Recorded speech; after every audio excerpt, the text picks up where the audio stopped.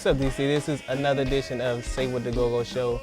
I'm your host, Super Tim. It's been a good little minute before you've seen my face when I've been on this show, but I'm glad to come back, and come back big. In the studio today, joining me, Optimistic Tribe. Got my man E. How you doing, Super Tim? Super Tim, what's up, man? Timmy. Second mic man, D Nasty up in the house. We're gonna talk to OP Tribe, know what's going on with them behind the scenes. Y'all heard the music, then y'all know what they doing. You know what I'm saying? On that note, we're gonna get to know the band a little bit. You know what I'm saying? Get to know what they doing in the go-go scene, get their feelings on what's going on in the go-go scene outside of OP Tribe. Can you tell them a little bit about OP Tribe for those that don't know? Well, OP Tribe is a band that has we've been together. The name has been together for like about 15 years now. I decided about two and a half years ago, 3 years ago, to get it back moving. So that's where we at now. And so right now we have new musicians and we're still playing. So right now we just interested. We have a new album coming out, which I heard I can't promote, but don't worry about it. You go to my MySpace page and you can get on it. But right now we got a brand new album that's coming out in a few weeks, and we're really excited about it. So that's pretty much what's going on new with the band. So you said about 2.5, 3 years ago is when you kind of got back into OP Tribe. What happened? Where did OP Tribe? Why did OP Tribe stop? Okay, well, what happened was I had got hired with Earth, Wind & Fire. Earth, Wind & Fire to me was like a dream job. So when I had accepted the Earth, Wind & Fire job, everybody pretty much had left, and most everybody had went to listen. So I did that for almost 4 years. So I came back home after they wasn't as touring as much as they were before. When I came back home, I started playing with Listen, as most of everybody know. And once they kind of split up the group and the band, I ended up going back to my band, which was Listen. So I had ended up doing Listen, but I had got voted out of Listen, and I still felt like it was a void in go-go. When I still felt like I could be relevant, and I still felt like I brought something to the whole community of go-go. So I decided to get it going. I just didn't want it to end after I got voted out of Listen. I still wanted to play. I still had that, desire and hunger to play. So I decided to keep it moving. And I got OP Tribe back together. I just pretty much came back and took the original name and kept it moving. So you see you did some things with Earth, Wind & Fire. Yeah. How did that, coming back to DC doing go-go, how did being with a musical group as legendary as Earth, Wind & Fire help you as a musician? Oh, it helped me. It helped me immensely because I was allowed to go in the studio. I was allowed to, it's like 3 different things. The first phase was I learned retail because at that time they had an album called The Promise. This was like 2003, 2004, and they were just, starting. But they decided they wanted to do it independently. So by me working with their promotional team and street team, I learned retail. I learned the importance of marketing, but I also was empowered with the fact that I realized that I could do it by myself where I didn't necessarily need a record company.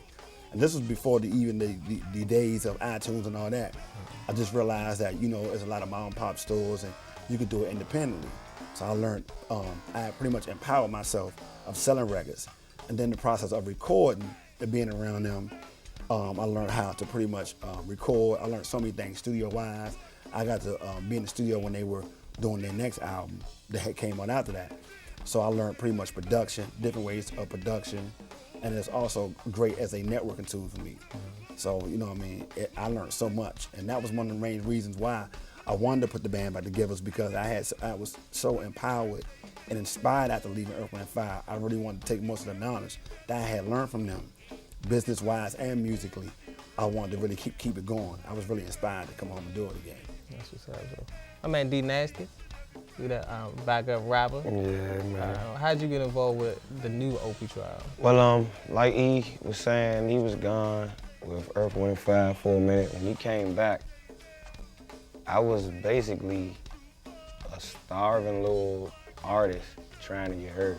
So I was showing up to all the shows, all go-go shows that I could, trying to show people that I knew how to rap a little bit. So he was the only one that believed in me, you know what I'm saying? Kind of brought me in, told me what I could do as far as with his band at OP. Because by that time, yeah, he had left Listen and started OP. So if I'm not mistaken, I was one of the first like 5 or 10 people he called. So went on, got up with E. Like I said, he pulled me into it, showed me a couple of things, and let me know that this isn't as easy as a lot of people think it was. So I've been this two-man ever since, and I kind of like look at it as like Top Gun. You know, we like Tom Cruise and the other dude. You know what I'm saying? So Who's the other dude? Yeah, I'm about to ask you, who's the other dude? I mean, you named them, you know what I mean? It wasn't the Iceman, but it was the other guy, his co-pilot. We like 1-2 punch, so. So what have you learned from E? I mean, he has his experience, you know what I'm saying, with the previous OP Tribe. He's been out on a national thing with Earth from the Fire. What has he taught you as a musician? If I could say, as a musician, one thing he's told me is to be persistent and to not give up, and to don't really worry about what the naysayers say. Do you?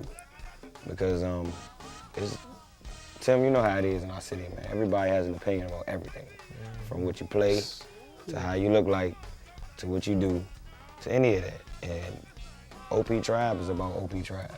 We're not trying to mask our sound to sound any differently than from where we're from. We're not trying to do anything different way outside the box or just do the box just to be acceptable. So if I've learned anything, it's to be not really independent, but to be original and keep moving, keep it moving. So did you play with any other bands before OP Tribe? I played with one band before that. It was a band called Cloud9. Shout out to Cloud9 too. Yeah, shout out to Cloud9. Shout out to Cloud9, man. My man Tim, Tom, Brown Boys, and there's a couple of musicians now that played in that band that are circling around the city playing with other bands. So, and that was my first band, and I was the two-man there. So, shout out to my main man Spivey. What's up, Spive? Yeah, we miss you, Spivey. Spivey put me on with Cloud9, and then that's how I really got in contact with E. Was through Cloud9 and showing up to the shows, because Cloud9 used to show up to everybody's shows. That's what's up. So you got E's the lead rapper, D Nasty's the two-man. Tell them, as a lead rapper, some people don't understand what it takes to be a good lead rapper. One of the things is, I mean, it's more like the MC, you know what I mean? You kind of like dictate the pace of the show, but it's almost like, you know what I mean? I've been asked to describe, and I would say pretty much what you see Kirk Franklin do, you know what I mean? Like Kirk Franklin ain't necessarily the guy singing, but he's the guy kind of like leading the charge. He sets the pace, he sets the tone. And another thing, you kind of got to be musically inclined. So it would be like a Duke Ellington. Like Duke Ellington didn't sing, but he would write most of the parts. He would put people in position. So, you know, it's more of all that hype man, pace setter, and also the person who got to make sure that, you know what I mean, the type of sound, particular sound that you're trying to achieve. So it goes with that. I mean, some people just think you get up there and say a few names, but it's a lot more complicated than what people think, though. It's a lot more complicated. As a two-man, what does a two-man bring to the band? I think the two-man is basically the point guard. If you look at it as a team aspect, he's like the point guard or the quarterback. You know, I look at it like that, like the one man or the lead.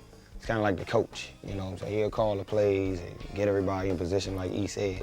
But it takes a person to kind of like keep the instructions moving, you know what I'm saying? So I'm there to back E up in every sense of the word or of the phrase and backing up. And then I'm also there to showcase the rap side of the band. So the two is just as important. Well, I think everybody in the band is important, but if something was to go wrong with the lead, the two should be able to step into that role and you know, be comfortable if it's necessary. So we've seen some bands like Junkyard, who had their issues with their lead rapper at times, and T-Bob step in and everything keep rolling. So we see the importance of the band as a whole. Usually the importance of the band as a whole to be versatile, musically inclined, business-minded, things of that nature for a band to break out and be considered a big band. Yeah, or be able just to sustain amongst all this. That's definitely correct, Super Tim. You're really on point with that, man. So to sustain the success in a city where, like you said, it's a lot of naysayers, regardless of what you're doing, it's always somebody who's not gonna like you. Right. And it's kind of too many people out there not liking what's going on. Yeah, but you know, personally, I think, you know what I mean, that comes with the territory. I mean, you're gonna have fans. I mean, that's in some ways, I believe that's their right. If they are the consumer, they like what they like.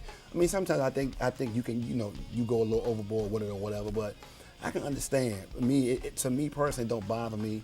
I think when you deal in customer service, you know what I mean, it is your job in some ways to see what they like and all that. I mean, you know, it just comes with the territory. You got to take it with a grain of salt. You know, as long as you know who you are and what particular sound you want and what objective you're trying to reach, then you just keep doing you. And then, you know, if it happens, it happens. You let it come to you. I don't really, me personally, I don't spend too much time and, you know, getting upset about it. You know what I mean? I kind of know it comes with the, you know, it comes with the territory. Just like, you know, Barack Obama, or, you know what I mean, when things go wrong, he's gonna get the blame, or if it's a coach or whatever, you know what I mean? But everybody ain't gonna like the same thing, you know what I mean? So I'm smart enough to know that, where, you know, people also can like this for this, can like this particular sound for this, and this particular sound. So, you know, it all depends on, it comes with the territory though, you know what I mean? So if anybody is saying anything bad about you, Tim, you just keep going on what you're doing with this show here, you know what I mean? See, if anybody that's watched DCTV the last 2.5 years, or anybody's worked behind the scenes, let's say that much, that knows me as a producer and what I do, I ain't tripping off y'all. I ain't even tripping off y'all. You know what I'm saying? Cause what I do for the city, you know what I'm saying? You watch DCTV, you can see religious shows, you can see political shows, you can see the shows for the loyal youngins, but you don't see nothing strictly for us. You know what I'm saying? For the cast that's grinding in the hood. You know what I'm saying? You can turn on the news, you can find out who getting shot or who done robbed somebody, but you won't find nobody like E, like D Nasty, that's music that's talented, you know what I'm saying, that's using that talent in a positive way, that's not in the street. So I ain't tripping off what the folks in DCTV think about me, because I'm gonna keep it pushing for the hood. But going back to y'all on y'all note, as we talked about the naysayers, how much do the people, the naysayers, have to do with how you approach your music? I actually embrace it and use it as fuel to continuously write any and everything or create for the band as much as I can, because like with anything, you know, too much of anything is not good for you. So if you consume yourself with the negative stuff that other people are saying, you're gonna end up negative in any right or in any way too. So like he said, we really don't trip off of it. It comes with the territory, but for me, I know personally, it's still a part of me that kind of embraces it, and it helps me along the journey, because I'm a firm believer that it's not gonna be easy, you know, and if it's that acceptable and that likable to you this fast, then it's not, I don't think it's that much of a high quality, you know. I would rather for you to respect it and to like it for real than just because everybody else likes it, you know. So just to go back to that original thing, we gonna stick to doing what we do, because that's what we do. You know, it's a phrase out here that says it is what it is. OP is what it is. It's crank music, you know what I'm saying? So love it or leave it. That's what's up. I'm your boy Super Tim. This is Say What the Go-Go Show. We are in the studio with Optimistic Tribe. We got my man E, lead rapper, D Nasty, the backup rapper. We're gonna keep the show going. We're gonna talk a little bit about the business of the go-go. It's a documentary supposed to come out in February that talks about the business of go-go. I'll be interested in seeing that. They actually did a panel discussion back in September. Really? Kato from TakeMeOutToGoGo.com was there. Reds, Malachi, the manager from Mumbo Sauce, the former manager of Mumbo Sauce was there. Mo Shorter was there. And they basically talked about making money in go-go. How does a band who's never been a band before understand the business of go-go to be successful?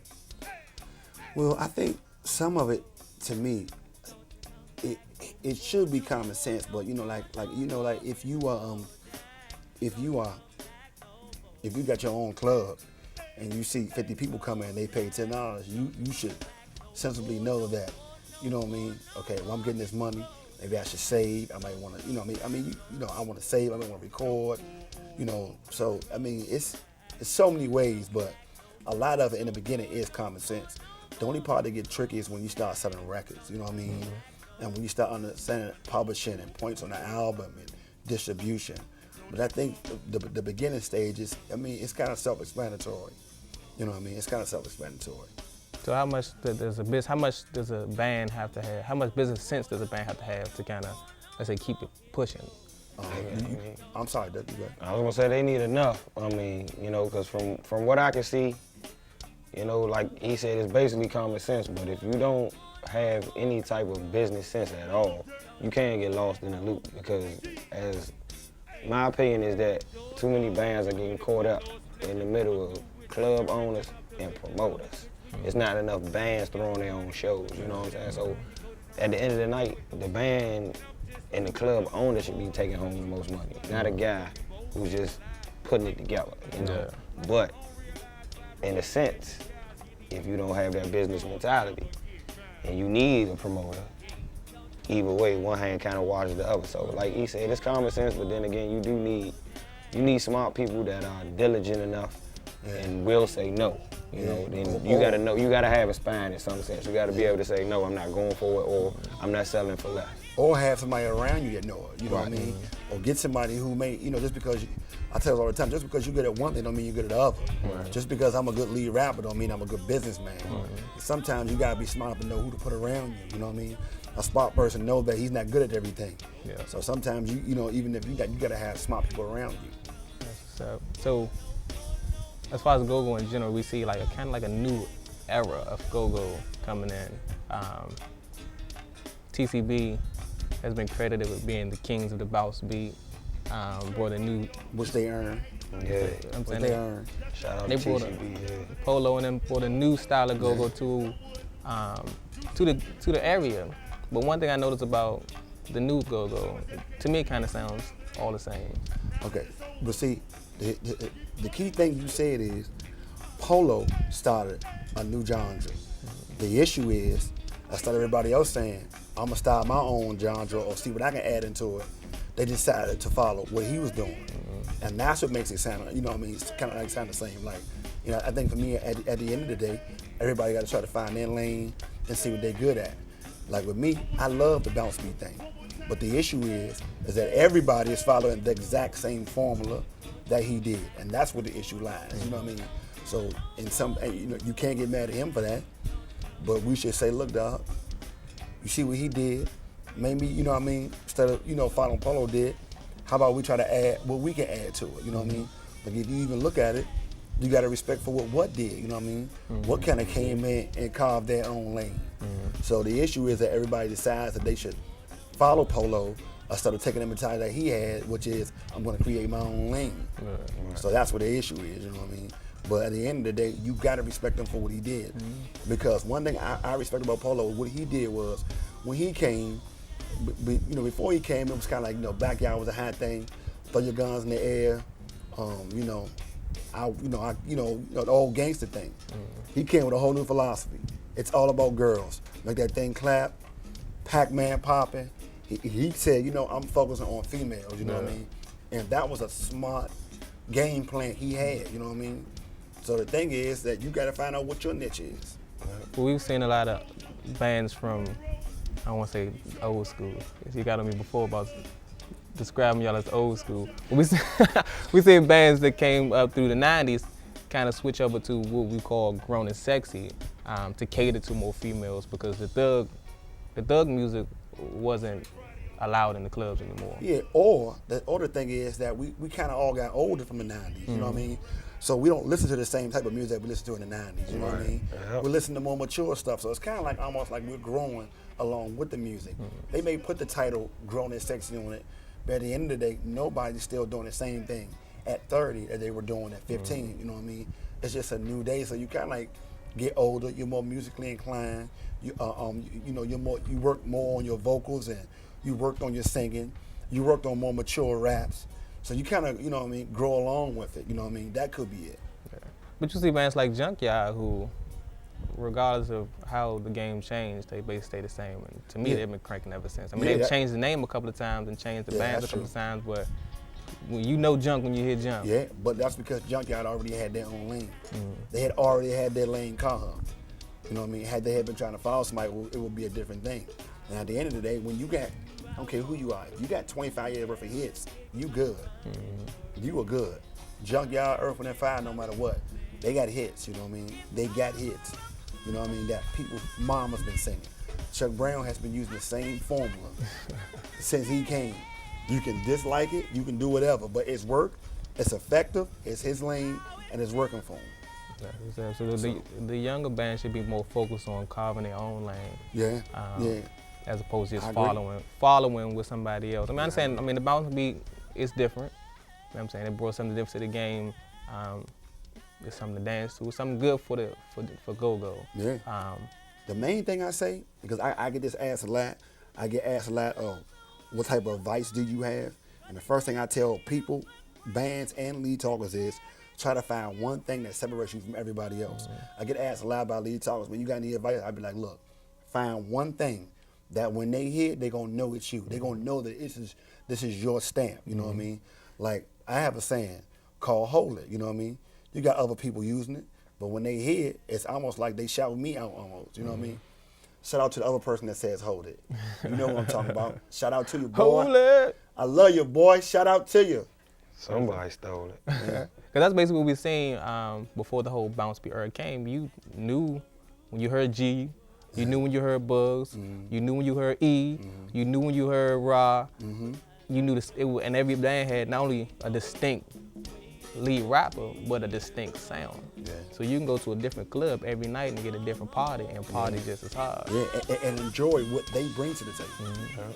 So that's probably one of the things that they go was mentioned. But you know what I mean, I think as you get older, some of these bands probably, you know, will learn that, you know what I mean? But it's definitely new rules, you know what I mean? It's different rules now than when I first came. Because one rule when I first started in go-go, that ain't no more, is that you could not sound like somebody else. When I first came, you had to have your own style. You could not sound like, look, if you sound like somebody, you would get clowned for it. Like you would really get clowned. And you know what I mean? It's kind of like different now where it's like, oh man, you sound, you know, because one person who I don't care what nobody say, he don't get the respect he deserves is Big G, you know what I mean? He's kind of like been the blueprint. He's almost like the model that everybody follows, you know what I mean? If you want to be a good talker, just follow what he do, you know what I mean? And that, in some ways, it doesn't devalue him, but in some ways, it kind of devalues the other lead talkers. Like, okay, you can start, but you can kind of like put your own little, you know, imprint on it, you know what I mean?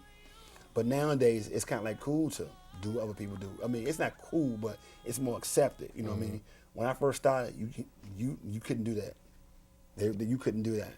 They would make you feel uncomfortable if you took somebody else's stuff. Yeah, because I remember when Big Six came out and it sounded just like G. That's the first thing I said. You sound like G. I can't respect you because you trying to sound like G. But even though the band, they got some attention. What happened to Six? I don't know. I don't know what happened to Six. I mean, they did it. They was doing their thing for a while. They had a couple of hits, but a lot of people saying they made some good records too. They made good records. They made good records. But everybody, the whole thing was they sound good, but they sound just like back. And that was kind of, to me, that was kind of thing that kind of hindered them moving to another level. The fact that everything they did was just like back. But the go-go community, we got a lot of bands out here. It's been around for a while. You got a lot of bands coming up.